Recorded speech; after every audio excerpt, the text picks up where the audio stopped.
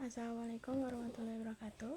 Baik, di sini saya akan menjelaskan mata kuliah Teaching English to Young Learner pada meeting ke-12, yaitu yang membahas tentang Evaluating Children's Learning. Pada pertemuan ke-12, pembelajaran membahas tentang evaluasi dalam pembelajaran bahasa Inggris untuk pembelajar muda. Pengertian dari evaluasi yaitu dalam Teaching English to Young Learner didefinisikan sebagai proses pengumpulan informasi mengenai perkembangan atau kemampuan bahasa anak dalam kegiatan pembelajaran sehari-hari.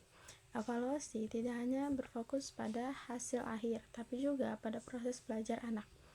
Konsep pembelajaran pembelajar muda itu belajar sambil bermain, atau learning by playing, atau suasana belajar yang bisa menyenangkan siswa, atau mungkin bisa menggunakan bahasa yang sederhana, natural, dan mudah dipahami oleh siswa, dan durasi fokus anak yang singkat, sehingga pembelajaran yang perlu dimaksimalkan pada 15 menit sampai 30 menit awal. Oleh karena itu, evaluasi untuk pembelajar muda tidak boleh kaku dan harus dilakukan secara santai agar anak-anak tidak merasa tertekan atau sedang diuji ketika proses pembelajaran berlangsung. Evaluasi anak memiliki beberapa karakteristik utama, yaitu yang pertama, children have short attention spans, atau anak-anak mudah kehilangan fokusnya. Yang kedua yaitu children learn through activities, belajar melalui aktivitas konkret dan nyata. Yang ketiga yaitu children are easily stressed. Evaluasi formal seperti tes, tertulis, individual perlu dihindari untuk anak-anak agar tidak mengalami stres saat pembelajaran, boring, dan tidak nyaman. Selanjutnya itu children develop holistically. Evaluasi bisa mencangkup aspek akademik, sosial, emosional, dan perilaku. Yang terakhir yaitu children learn language naturally. Bahasa digunakan untuk anak-anak secara natural, tidak harus sesuai kaidah gramatikal. Bisa digunakan dalam bahasa sehari-hari mereka. Itu tujuan evaluasi bisa dilakukan untuk memahami perkembangan kemampuan bahasa anak, atau bisa juga mengetahui efektivitas metode dan aktivitas pembelajarannya. Bisa memberikan umpan balik kepada siswa, membantu guru untuk merencanakan pembelajaran selanjutnya, atau bisa juga untuk mengidentifikasi kesulitan belajar anak sejak dini.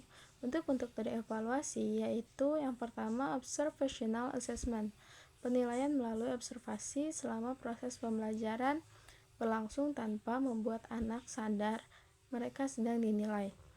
Cocok untuk menilai speaking, listening, partisipasi, dan perilaku.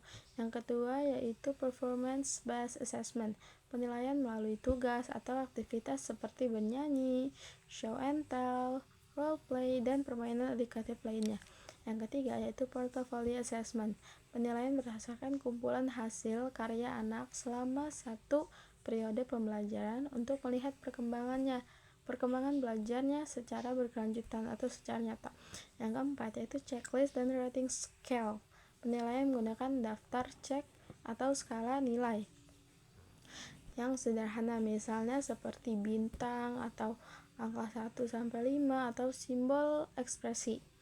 Yang terakhir yaitu game based assessment, evaluasi melalui permainan edukatif yang disesuaikan dengan materi pembelajaran. Nah, selanjutnya yaitu tentang instrumen evaluasi yang sederhana. Instrumen evaluasi sederhana untuk pembelajar muda harus menggunakan instruksi yang sederhana dan jelas, bersifat natural dan menyenangkan, dan tidak membosankan. Dapat dilakukan melalui aktivitas mewarnai, mencocokkan gambar, atau bisa menirukan tulisan, atau bisa tanya jawab, atau mungkin respon-respon lisan lainnya. Simpulannya, evaluasi dalam pembelajaran bahasa Inggris untuk pembelajar muda itu merupakan proses paling penting untuk mengukur perkembangan dan kemampuan anak secara menyeluruh. Evaluasi harus dilakukan dengan cara yang menyenangkan, fleksibel, dan sesuai dengan karakteristik anak agar tidak menimbulkan stres dan tetap mendukung proses belajar mereka. Baik, itu saja yang bisa saya sampaikan. Terima kasih. Wassalamualaikum warahmatullahi wabarakatuh.